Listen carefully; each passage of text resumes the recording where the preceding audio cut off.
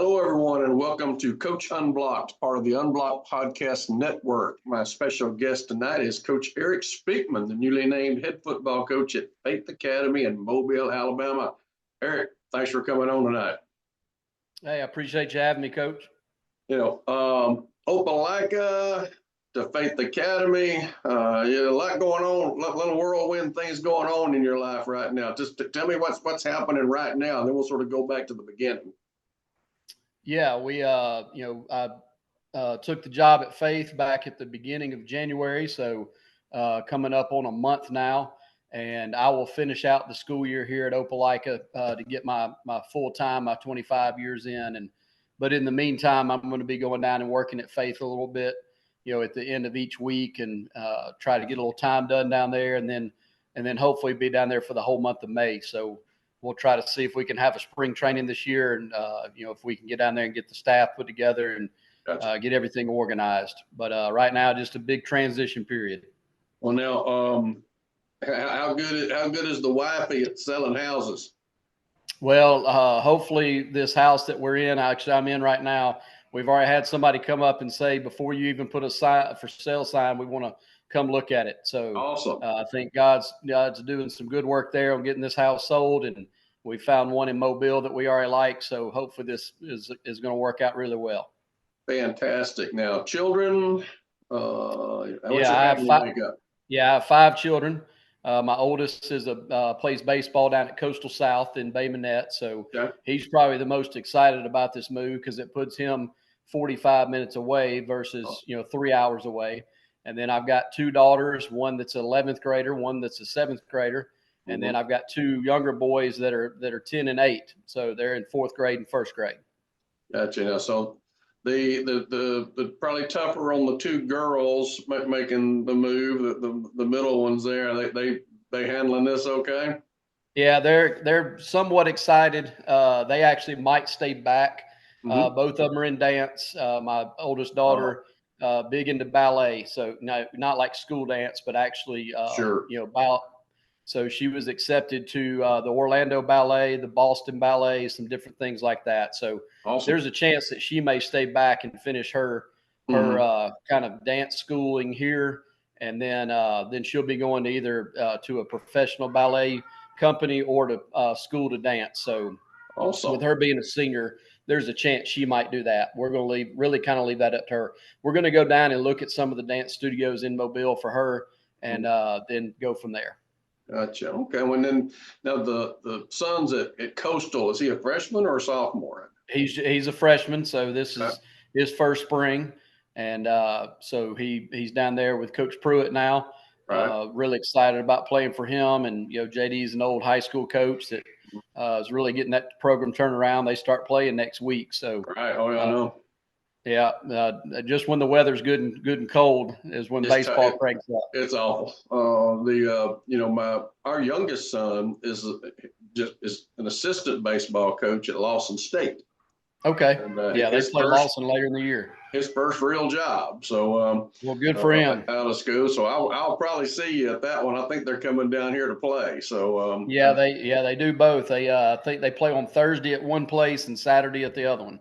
So I imagine I'll see you at the one down here. I'm going to go to Birmingham some and watch them play. I'm not going to go watch no January, February games. I love him, but I don't blame you on that. I'll just check the scores until it gets a little warmer. But that'll be fun. So 25 years. How old are you? I will be 50 in May. So just right at the good time to retire from public school and move into the private school world and hopefully continue to coach for a long time. So tell us about those 25 years. I mean, I know you started maybe at UMS Wright for a year before you jumped into public school. I did. I came down. I graduated from Auburn back in '99 and came down and worked on Coach Curtis's first staff back during that '99 season. And then the following year in June of 2000, my wife and I, Drew, we got married, and she's from Opelika. So 24 years ago, we moved back up here and have been at Opelika for that whole time. I've, served as the quarterbacks coach, the defensive backs coach, then back to quarterbacks coach, then back to defensive backs and defense coordinator, and then head coach for 6 years. So now, a lot of good years here, a long time at one place. Oh yeah. And who were your head coaches in that stretch? So Coach McCracken hired me. Okay. And then, of course, Brian took over in 2009, and Caleb came in for the 2017 season, and then I took over in 2018. Gotcha. Okay. That's a good bunch of folks. Yeah, a lot of good guys to learn from. I'm trying to remember what year I brought a team up there and played in a spring game. Yeah, I think we did a fall jamboree up here in 06. Was it 06? Okay. It was 06, and the only reason I remember that is my daughter was born the week before that game. Okay. And her due date was actually the day of the game. We saw the doctor at a wedding here in town, and I brought up the fact that her due date was the day of our first game, and he told me to call the office and get it moved up a week. So she was actually born on the 18th, and then we played y'all on the 25th. Ain't that something? I mean, I knew we had done it, and I knew we had played at a time right after we had a really good team, and I didn't know how good we were going to be, and I wanted to go play somebody really good on the road and get challenged and sort of see where we fit in the grand scheme of things. And we did that with y'all, and then after the 10 season, we went to Prattville and played them. Right. To same thing. We got to figure out, introduce these guys that hadn't been playing to the real world in a hurry. And sometimes those guys think that just because it's their turn, they're going to be good. And it don't usually work out that way. So that's correct. We did it a couple of times. Well, now, the one thing that I always have an interest in is systems. I think we all have a system that we sort of like and we want to operate and we want to input. How are you planning on going about that, going there somewhere brand new? You don't know the guys. Do you look at the troops first and sort of say, this is sort of what we're going to look like? You say, all right, this is what we're going to look like, and start plugging the folks in the right spots on the bus, or is it a combination? I really think it's a combination, of especially, offensively is, what does our quarterback look like down there? I know the two kids they had last year graduated. So from what I understand, the two guys that are there, or two or three kids that are coming back, are really young. So, probably be the biggest thing is what can they handle? Right. And then I do know there's a good running back. I've always been a guy that likes to run the football. I'm a defensive guy. So when I met with the team, I told them, we're going to win games with defense. And so, we'll kind of just plug in, the good thing. I've been around enough good coaches, and we'll try to hire some good guys that we can figure out what's going to work best for our kids at Faith to win games, and not go in and just say, hey, we're going to be a 4-wide, 10 personnel team and throw it all over the place. Right. And we may not even have 4 receivers on the team. I don't know. So, we'll have to figure out, obviously what we have. And then, I learned from Coach McCracken a long time ago, and Coach Savarese as well, that, it didn't work for him, but coached against him a bunch about, really you put your best players on defense. And I remember Coach McCracken always used to, the offense got the pick of quarterback and running back. Right. And then the defense got everybody else. And then once we filled in those defensive players, then after that, we started filling in the offense. So, gotcha. Really we'll have to sit down and see what kind of kids we have and who can play. And then we'll figure out what we're going to run after that. I know we were I took the quarterback, a running back, a center, and a wideout. Yeah. So now defense, take them. And then we'll fill in, and especially with the front people. Every year, there was always a guy. If you were going to be a tight end offense or an H-back offense, that's the guy that everybody's fighting for. Because he can start at tight end, he can start at H-back. That means he can either start at linebacker or defensive line. Yes. And I think that's where where I got torn. Every time I gave that guy to the defense, we weren't very good on offense. Right. And I finally ended up just saying, you know what, I'm going to take the tight end too. And then y'all can have, that just solves so many problems for me, not trying to create a tight end or create an extra gap guy and to say, you know what, this guy's a staple too in what we do. We're not a 4-wide team. We've got to have that body. And sorry guys, but you know you ain't getting him anymore. Yeah, and usually if you didn't take him immediately, you were always pulling him from the defense anyway. That's right. I always moaning and groaning and muttering under my breath about it. And I've messed up, and I did it. And it's one thing to do it once. I did it once with Gabe McKenzie, and Gabe gave to the defense when I came here, and took him back after we started out 2-2, and we didn't. I don't know that we punted the rest of the season after we moved Gabe to tight end. And the defense got a lot better because they didn't have to play but about 30 snaps a game once Gabe came back. So it helped everybody. And did the same thing messed around and dummy did the same thing again a few years later and tried to accommodate. And same thing about 3 games into it, guys, I'm sorry, but that guy's got to come back over here. I mean, we all are going to be better because we're going to make more first downs. You know, the games are going to be shorter. Right, and it's going to work out better for y'all too. Just trust me. So yeah, that's always interesting, And so at Opelika, were y'all spread there? We were spread. We played a lot with an H-back, and my first couple of years as the head coach, we had some really good ones.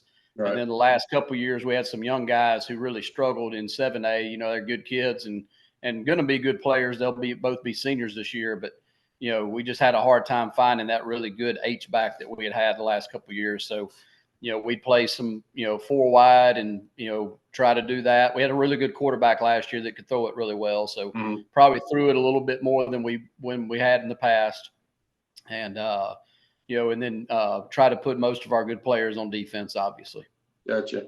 Well, now, defensively, 4-man front, 3-man front, what were y'all there? I'm a 4-man front guy. We, I think 2011, we found a TCU playbook on the back, when all that stuff, when Twitter wasn't as prevalent as now. And kind of, put together what we didn't have already at Opelika and took some of their ideas. And of course, that was back when a lot of teams were phasing out of the 4-3 and getting more into a nickel defense. And that really fit us more at Opelika. Of having, the 5 defensive backs on the field versus trying to find 3 linebackers. Right. And kind of the same, but it also evolved into, a system and terminology over the years that we can now get into a 3-man front.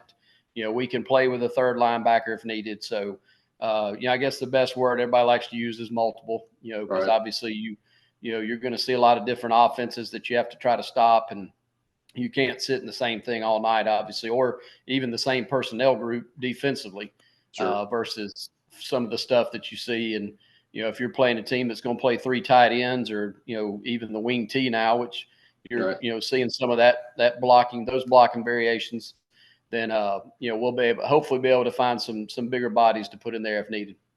And that was one of the things that also helped solve our issues down here was, after I made the mistake the second time, I said, besides the fact that spread offenses were really coming in vogue at the time, and we weren't matching up with them very well at all, was we went to a 3-man front. And all of our adjustments out of a 3-man front, which also took a defensive lineman away from the defense anyhow. So now the tight end wasn't really as big a factor anymore. They're looking, we played basically 6 DBs. As a base. Played a 3-2 box with 6 DBs and made all our adjustments back there because everybody was doing that down here except for Murphy at the time when we made the change, and all of a sudden they jump in the freaking not Notre Dame box, but with the little spinner offense, single wing, and have to deal with them and have a whole different defense for those guys. It's funny you're talking about going on stealing stuff. When they went into that, I went online and looked, and I finally found a multiple page article from Paul Bryant, how to stop the single wing. Okay. And I just printed it off. guys, here's what we're going to do. If it was good enough for him, it is good enough for us. And here's how we're going to stop these guys. And we would practice that every Wednesday, all year long. We have a 15-minute single wing period at the end of practice, and let the scout team walk through running it and the defense walk through fitting it. Because you couldn't just do it in 1 week of practice. You're going to get run out of stadium. And we were fortunate to be one of the few teams that actually beat them and stopped them some during that stretch, because they were like Enterprise back when that old boy, he had learned the offense from the Enterprise guy when he was down in Florida. And just Dothan's running that now. Are they really? That's some nasty stuff. I'm just telling you. Yeah, it's not fun to get ready for, and that guy does a really good job of running it, and their kids have bought into running it. So they're going to be tough to beat over these next few years for these 7A teams up here.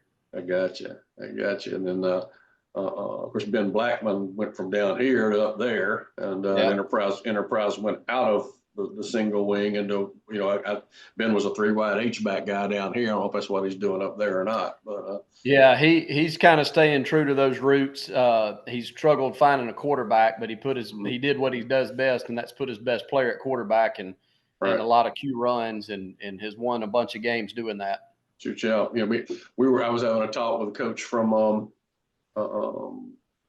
Fairhope the other day, and we were talking about the same stuff we're talking about system and doing this and that. And, is it easier to find a point guard or a thrower, over the long haul? And I think a lot of it just depends upon your experience and what schools you ended up at. For me, it was always easier to find a point guard. And then to find somebody who could throw it and do the things you're talking about, he's just an extra running back, but can throw it just enough to make you say, you know what, we can't do that. What if, and throw it enough early in the season to scare people to death. Even if you didn't complete it, you at least scared them. That's it. Make the head coach go into the defense coordinator and jump on him and back them out of there a little bit. That's going to be fun. You're going to have so much fun doing all that and working through all that stuff and identifying players and schemes and systems that fit those guys. That's going to be fun. We're looking forward to getting down there and doing that. That's one of the fun things about coaching, is figuring out those puzzle pieces that make you the best team, for playing on Friday night for whatever group you have. Well, now, have you had a chance to visit with Coach French? I have not. I've been down to the school 3 different times, and obviously when he retired, he had already packed up he packed up his office that day he retired. So hope to get to see him, once I get down there and can be down there a little bit more. Yeah, I'm not surprised that's what Jack did. I sent him a message that day and congratulated him, welcomed him to the club, and and I had asked him when he went back in it, what are you doing? Retirement's fun. Why are you doing this? And he said, besides the fact that he really loved the school and missed coaching, they basically let him coach on his conditions. He could be there when he wanted to be there, leave when he wanted to be. He didn't really have any school duties at all. He could just coach ball. And I told him, it was about 3 years ago when we were talking about it. I said, well, if somebody offered me that, I might have to think about it, but ain't nobody called me.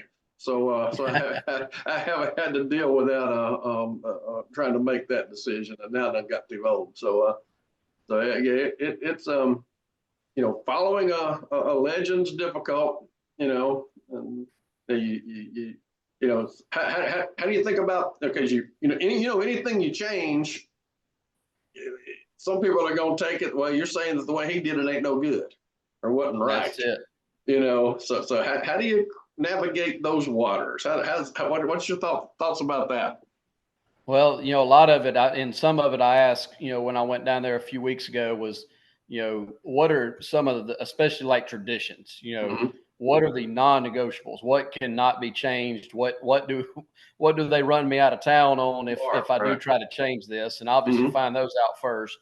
and then really just kind of, really ask around the coaches that have been there a long time, what are some things y'all have done that were successful? Here's some things that we've done. Obviously, I'm not going to bring a lot of different schools with my experience, because my 24 years has been at one school. Right. But I've been around a lot of good people, and talked to a lot of different people and used those different ideas. But, I think a lot of it is obviously what you said, is making sure that any change we do is going to benefit the kids, and sell it that way. And, it's never a slight on anybody that's done it any different, but just, if this is going to benefit us, then we'll do it. If it doesn't benefit us, then we won't even try it. And we all know that winning solves a lot of problems and answers a lot of questions. And you can have them stretch backwards. And if you win, they'll well, that's how they stretch and is the reason they're winning now. I mean, now people don't even talk about stretching anymore. Right. You got teams that now with the Twitter world, you got guys that don't even do that, and they think that that's the reason that you win. But I think it's a combination. Obviously, you better have good players, sure, and and then a good coach and good assistant coaches, and all that package comes together, and you can win a lot of games on Friday night. And I tell you, it's funny you mentioned the thing about we'll chase this rabbit about stretching. I came from the old school 15-minute static stretch, partner stretch, hamstring stretch, bend, push your back, lower back stretch, all those things. I mean, that's what we did. I was the first generation of players that got water at practice. My junior year in college, they told us at a team meeting at UNA before fall camp started that we were going to get all the water we wanted at practice, and we were waiting for the punchline. They are joking. There's no way they're going to let us have water the entire practice. And they determined that was what was causing cramps, not drinking too much water, but the lack thereof. And so we got to drink water. But 89, I went to Miami of Ohio. Okay. And everything they did was verbatim Michigan. And Bo Schembechler's son was Shimmy was an equipment manager there. They had strong ties in the Michigan staff, cradle of coaches, all that stuff. And we get the practice schedule, and there's no stretching on the practice schedule.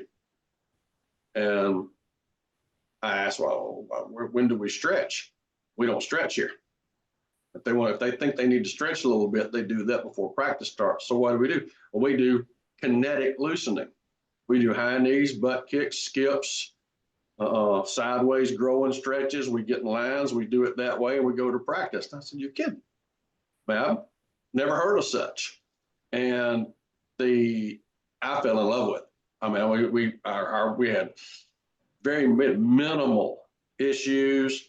And so as a high school head coach, I never stretched once I came to high school. From 1990 on, our teams never stretched. We did that right there. Right.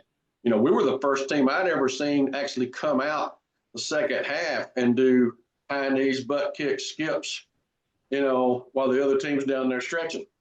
And right, the old way. The old way. And everybody gradually just caught up. But that was strictly a Michigan thing that I learned up there just because I spent 1 year in that part of the world, and that was totally foreign. And now it's universal. I mean, that's what, even you go to an Alabama game, what do? They go out, line up. They stretch strictly because that's the routine. Do one stretch, clap their hands, and run to their drills. Yeah. And go do high knees, butt kicks, skips, and do what they do. It's strictly because because Coach Bryant had them up that way and three-hand clapped them. I mean, I don't know. Well, Jack French may have done that. I don't know. One of those it might have been a non-negotiable for Coach Saban. It probably was. As far as that goes, that's pretty cool. That's good stuff. Well, now, which side of the ball are you going to take? Do you know yet? I really don't know. I'm talking with some different guys, and I guess I've been fortunate. Obviously, if you're the head coach, you better be able to coach anything. But the last 2 years, I've actually run the offense up here. Okay. Just with some circumstances of losing some guys, and And, obviously, how high school is. You don't just get to go pick who you want. You got to have teachers, and the principal hires people first. And so really, if I got to pick, I'm going to hire an offensive coordinator and I'll run the defense. Gotcha. That's where I'm more comfortable. You go back to the thing that, every coach will tell you, you better do what got you that job. Sure. And, I've kind of come up the world and as a defensive guy. And so that's, if I get to bring in an offensive coordinator, that's going to be the ideal situation. But if I can't find the right person and the right fit for Faith Academy, then I can run the offense. And they've got Coach Estes there that's been there a while, and he did a really good job with their defense based on what I've seen. So, I've got that option too. So right now, just really hadn't been decided. But, if I get to, my first choice is going to be to find an offensive guy to come in and take that side for me. So was your schedule already done? Did you get to be involved in the scheduling process? How'd that go? Yeah, it was kind of a weird timing. All the region meetings were going on when the job was opening, and once I started talking with them, I kind of started putting out some feelers to some guys down in that world, just letting them know that Faith needed some games. That I'd heard that they needed some games, and told them that I'd. Some buddies of mine had mentioned that they might need a few games. So we ended up picking up St. Paul's, which they've been playing. So my good buddy Ham Barnett over there. Right. And then we're going to play Fairhope this year. So Tim needed a game 1, and that matched up with one of the games we needed. Mm-hmm. And then right now, we only have 9 games. Gotcha. 0 and 10 for us is open. It was a lot of the teams that were still open. Obviously the ones that need games and can't find games are always the really good teams. Sure. And without me knowing anything about the team, I just said, let's just leave those open for now. If we can fill it in with a Mississippi school, maybe both years, maybe find 1 game each year. Somebody needing something, we can do that. Or we may just play 9. Gotcha. We at least have 9 games, so that's good. So we can do the 9 games and then, be off on the front end and the back end, and hopefully get the kids, ready to play. Gives us a week longer to get ready, and then also gives us a week going into the playoffs. Yeah, I mean the scheduling, coaches are funny. I mean Tim been having to go to Florida and play for a number of years because they've been really good. They have 1 down year and they're able to get their schedule done in state. It's funny. I've been on both sides of it. Where I was at Robertsdale, everybody had me on speed dial when it came scheduling, and I was at Davison, I'd get nothing but voicemail. They wouldn't even answer your call. I mean, I'm going all over the place to try to play games. So it's but it's comes with the turf, and Faith's always been good. Everybody expects them. Everybody expects y'all to be good, and not have, and certainly not have any drop off from Jack to you. That the folks down there expect you to keep it rolling and keep it moving, and play. At some point in time, play 1 more round or 2 more rounds, and I know is your goal.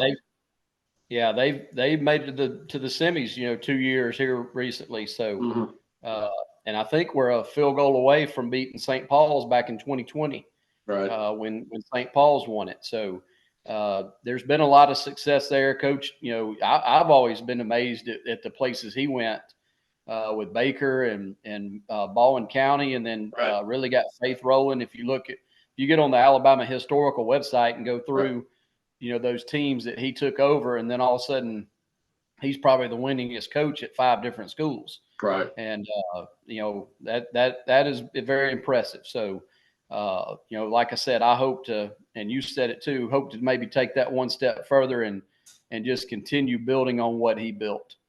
I know when the first thing I ever heard of Jack French years ago was when he took the Baldwin County job, and word on the street was the first practice, the only play they ran was quarterback sneak on offense. He was going to run quarterback sneak till it was perfect before they went on to anything. I said, no, you got to be kidding me. And Jack French the first play, first day of spring, all they ran is quarterback sneak. That's the kind of guy he is. He was going to get it right before he went to anything else. Yeah. Oh, holy cow.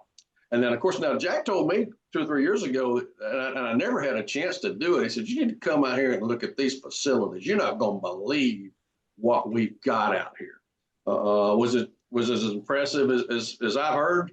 Yeah, they did a great job. They built a weight room, and it's got 16 racks in it, which is very nice, especially for a 5A weight room. And probably the next upgrade we need would probably be to do something with the field. They've had a hard time getting the field going, but as far as their athletic building, the locker room, the weight room, obviously being the most important room on campus for a football team.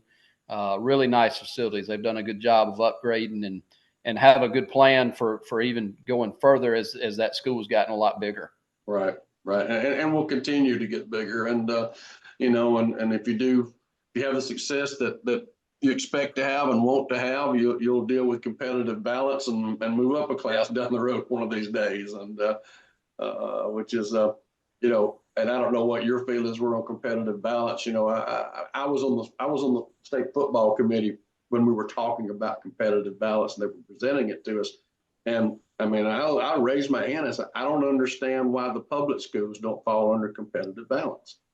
And we've already. And I'm a public school guy, but I also represent everybody in District 1. Not just the public schools, not just Mobile. The private schools. I mean, Terry Curtis got me into this spot. I know, who all I represent here, and why we already penalize them. Why the competitive balance, and I really just got crickets and ignored. Yeah. and they had already had. We really weren't having a discussion. We were being told what was about to happen, and But I still bark up that tree any chance I get. And why should 5 continue to win the state championship in the same classification every year? How come competitive balance doesn't apply to them also until you go all the way to 7A, if that's the case? Just that never quite added up to me. Yeah, I agree with you, and I've agreed with you even with that stance. Even being in public school all these years was. Now they're getting penalized twice with the multiplier on their enrollment and then also the competitive balance. But to me, the competitive balance creates situations where you're forcing teams to decide whether they want to win or lose. Mm-hmm. And, you look, I can go back to the 2019 season, the second round, we're playing St. Paul's up here at Opelika. Right. If they win, they stay 6A. If they lose the playoff game, they move back to 5A, which was obviously more beneficial to them. Sure. And so, they're sitting there with 4A enrollment having to play 6A, which I also disagree with, kind of along the lines of when Coach Mass got all stirred up and got the lawsuit going. And, I really don't think that especially in football, that you should play 2 classes above your enrollment. Mm-hmm. Maybe 1 class, that's fine, right. But 2 whole classes, you're talking about, just a complete mismatch for some of these teams as they were successful and now they've moved up 2 whole classes in a contact sport. So, I hope there'll be some more discussion on that with the committee and, maybe even do city schools. City schools are just like private schools in a lot of areas. So maybe add them into the competitive balance and maybe start there. Maybe not all public schools, but maybe just city systems where you have a 1-horse town. At Opelika, we had a lot of resources that a lot of the county schools don't have. So, down here in Saraland, Saraland and Gulf Shores on this side of the bay. And, So, those schools are no different than a private school other than the fact that it's free if you live in that area. So, their resources are just as good. Their facilities are just as good. So you're right. There needs to be a good discussion, and plus all the transfers that go on, we've got to start doing something about that, it's getting to where it's getting out of control.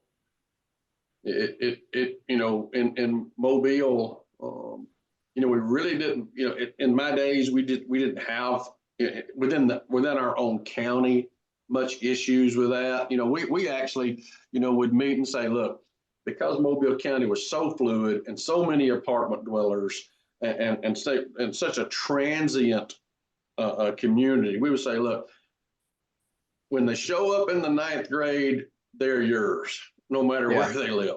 I'm not going to come check your 9th grade roster. But if they're out of zone, don't play them in the varsity. Just play freshmen, play them on freshmen, and that's fine, and roll on. But I'm not going to come make you sit 9th graders, because I understood the issues that our families down here deal with. And how transient it can be. And so we basically had an unwritten policy behind closed doors. Look, if they show up on your campus, you play them as 9th graders, just don't let them play varsity.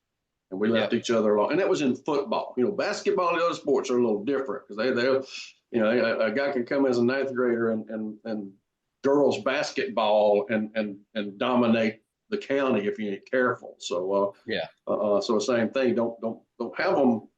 Don't play them on the varsity, and ain't nobody gonna mess with you. And then, but kids were going, but they were in those days. They were all Spanish Fort was loaded up with Mobile kids, and we had 3 kids that played at Denton Middle School that led Denton Middle School to the county basketball championship in the 8th grade, and the next year they were at Spanish Fort. They vanished. I didn't know where they went. And finally track it down, and they ended up on this side of the bay, and it just, it was, but now there's no reason to go across the bay when you can just go straight up the interstate and go to Saraland and go there and play. There's no, Saraland is location, facilities. They have, besides the fact they do a great job, it's a great school. The administration's awesome. Jeff does a great job.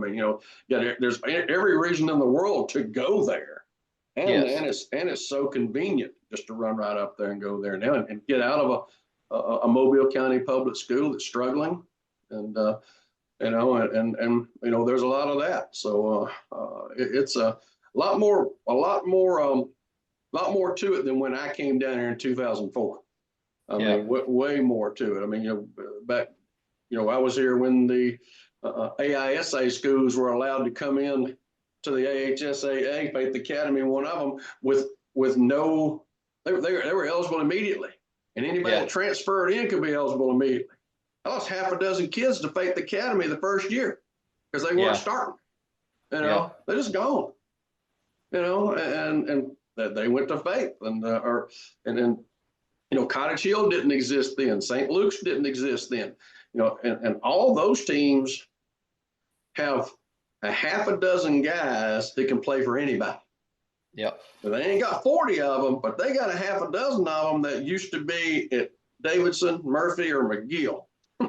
And places where teams were loading up with players, Blunt and Biger, but now it thinned the athlete pool unbelievably down here. There's still a ton of players. They're just thinned out all over the place in Mobile County, really, other than Saraland right now, with having, which Jeff told me when that bunch was sophomores, we're pretty good. Yeah. I played golf with his father-in-law.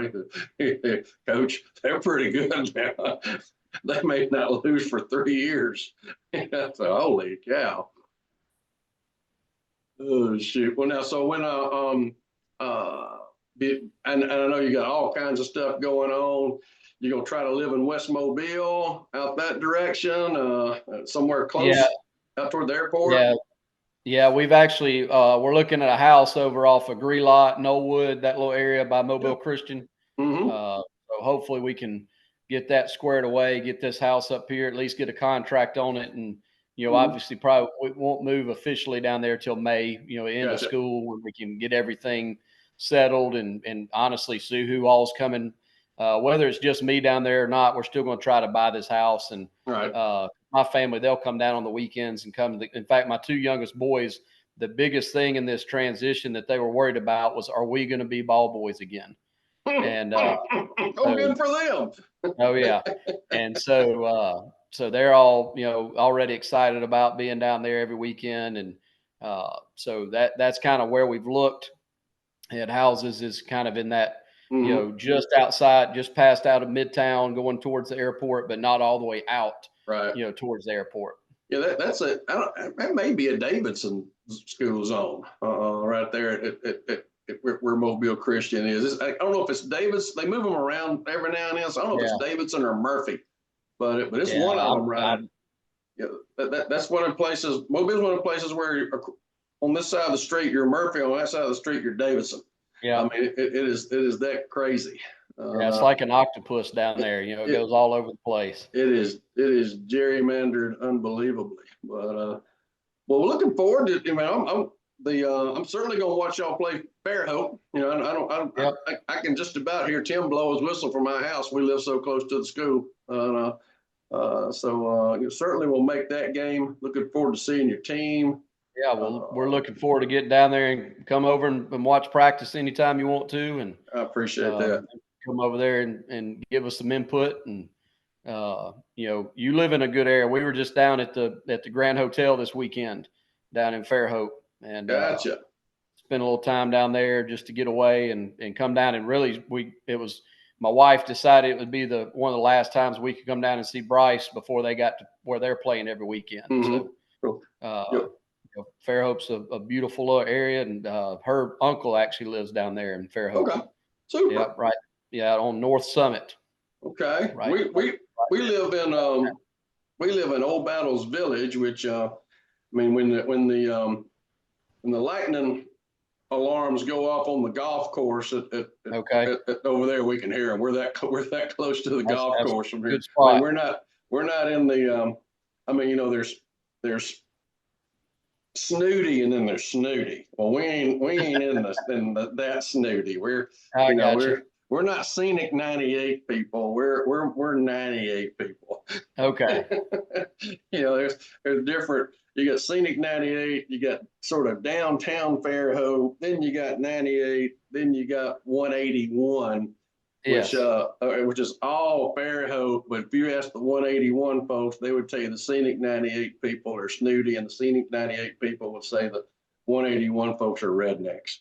Okay. We ain't but 3 miles apart. Yeah, it's a unique community, to say the least. But again, thanks so much for coming on and taking the time. Appreciate it so much. Look forward again to seeing your team play this year, and good luck to you in the transition. It's going to be fun. All right, I appreciate it, Coach. Have a good night. Thanks, partner.